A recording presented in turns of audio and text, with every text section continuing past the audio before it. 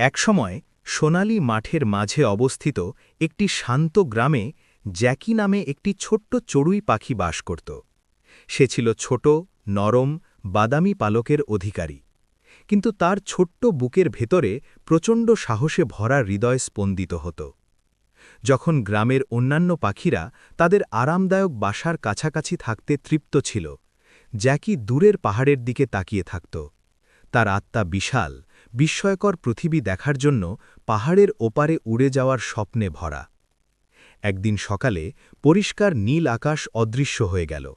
তার জায়গায় অশুভ ঘূর্ণায়মান মেঘ এসে বসল। কোনো পূর্বাভাস ছাড়াই গ্রামে এক ভয়াবহ ঝড় নেমে এলো। প্রচণ্ড বাতাস চিৎকার করে গাছের ভিত্তি কাঁপিয়ে দিল এবং পৃথিবী এক ভয়ঙ্কর অন্ধকারে ডুবে গেল।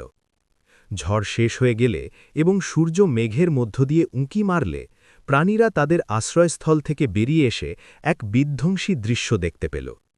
গ্রেট ওক গাছ, তাদের প্রাচীন অভিভাবক, যিনি অসংখ্য ঝড় থেকে গ্রামকে রক্ষা করেছিলেন, গুরুতর আহত হন।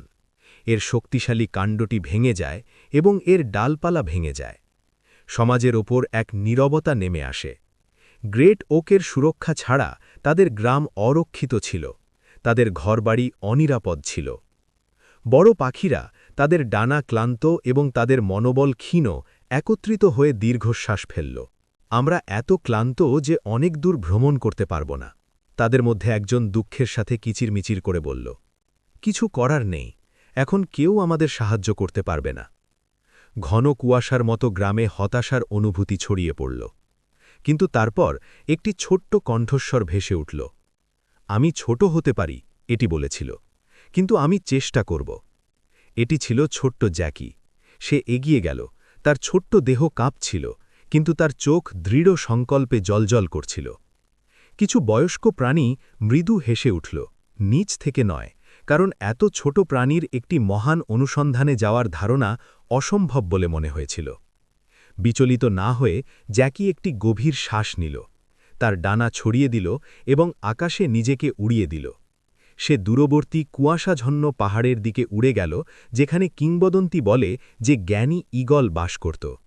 যাত্রাটি তার কল্পনার চেয়েও বেশি বিপজ্জনক ছিল।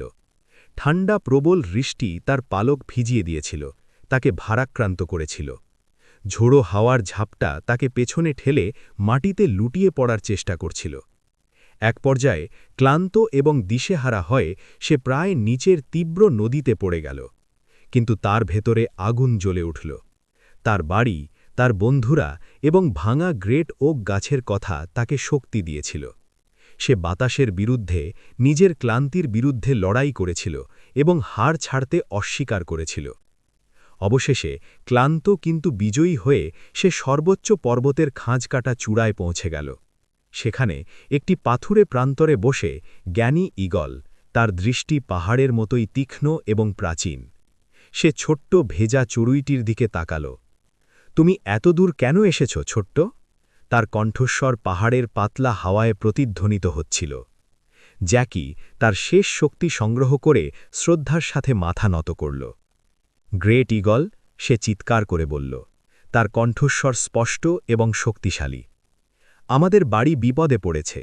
গ্রেট ওক যে আমাদের রক্ষা করে তা ভেঙে গেছে। দয়া করে আমাকে শেখান কিভাবে এটিকে বাঁচাতে হয়।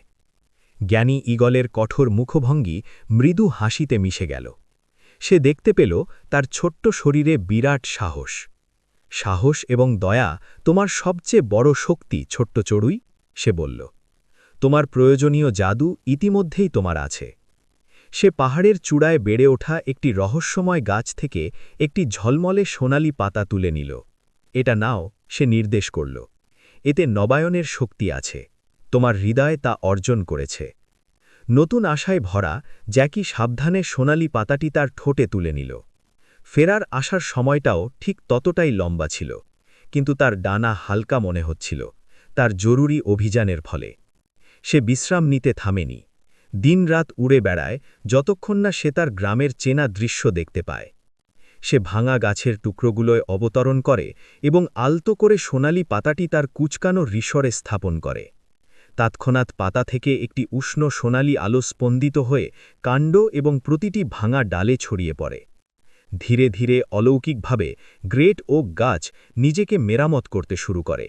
এর কাঠ আবার একত্রিত হতে থাকে, এর পাতাগুলি ফুলে ওঠে, যতক্ষণ না সেটি আবার লম্বা এবং গর্বিত হয়ে ওঠে, আগের চেয়েও শক্তিশালী। পুরো গ্রাম থেকে এক বিরাট উল্লাস ছড়ায়। সমস্ত প্রাণী উদযাপন করে, তাদের হৃদয় আনন্দ এবং কৃতজ্ঞতায় উপচে পড়ে। এবং সেই দিন থেকে কেউ আর জ্যাকিকে ছোট বলে ডাকল না। সে জ্যাকি দ্য ব্রেভ নামে পরিচিত হয়ে গেল, ছোট্ট চড়ুই যে সবাইকে দেখিয়ে দিল যে ছোট্ট হৃদয়টিও যখন সাহস এবং ভালোবাসায় পূর্ণ থাকে তখন বিশ্বের সবচেয়ে বড় পরিবর্তন আনতে পারে। দেখার জন্য ধন্যবাদ। আপনি যদি এই গল্পটি উপভোগ করেন তাহলে আরও জানতে লাইক এবং সাবস্ক্রাইব করতে ভুলবেন না।